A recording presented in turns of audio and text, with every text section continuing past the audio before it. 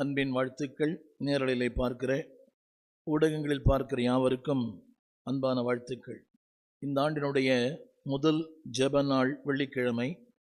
இந்த நாளின் செய்தி என்னவென்றால், அதாவது அப்போஸ்தலருடைய வாழ்க்கையின் வெற்றிக்கு என்ன காரணம், வெற்றியின் ரகசியம். என்னோட சேர்ந்து எல்லாரும் அப்போஸ்தலருடைய புஸ்தகம் 8ஆம் அதிகாரம்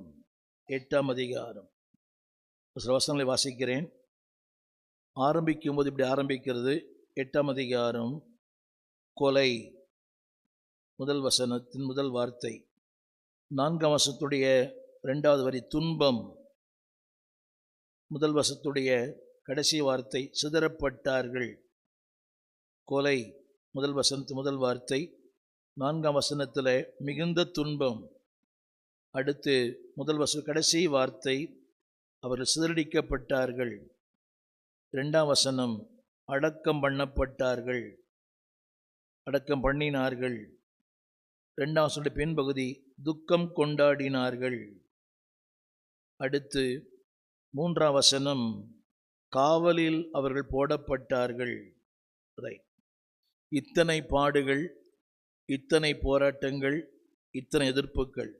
திரும்ப சொல்லுகிறேன், மரணங்கள், முதல் வசனம் துன்பம், சிதறி போகிற வாழ்க்கை, முடிந்து போன ஒரு வாழ்க்கை, துக்கத்தின் வாழ்க்கை, அதாவது காவலில் போடப்பட்ட ஒரு வாழ்க்கை. 3ஆம் வசனத்துடைய கடைசி வார்த்தை பாழாக்கப்பட்ட வாழ்க்கை. 3ஆம் கடைசி வார்த்தை பாழாக்கப்பட்டது. இப்படிப்பட்ட காலகட்டத்தில் ஒரு அழகான வசனம் போட்டிருக்குது. அதான் என்னுடைய செய்தி 6ஆம் வசனம் அதிசயங்கள். அடுத்து 7ஆம் வசனம் அநேகிருந்த அசுத்தாவிகள் மிகுந்த சத்தத்தோடு கூப்பிட்டு புறப்பட்டது. திமிர்வாதக்காரரும் சப்பானிகளும் குணமாக்கப்பட்டார்கள். அந்த பட்டணத்தில் மிகுந்த சந்தோஷம் உண்டாயிற்று. 8ஆம் வசனம். 9ஆம் கடைசி வார்த்தை, அதாவது 8ஆம் கடைசி வார்த்தை அந்த பட்டணத்தில் மிகுந்த சந்தோஷம் உண்டாயிற்று.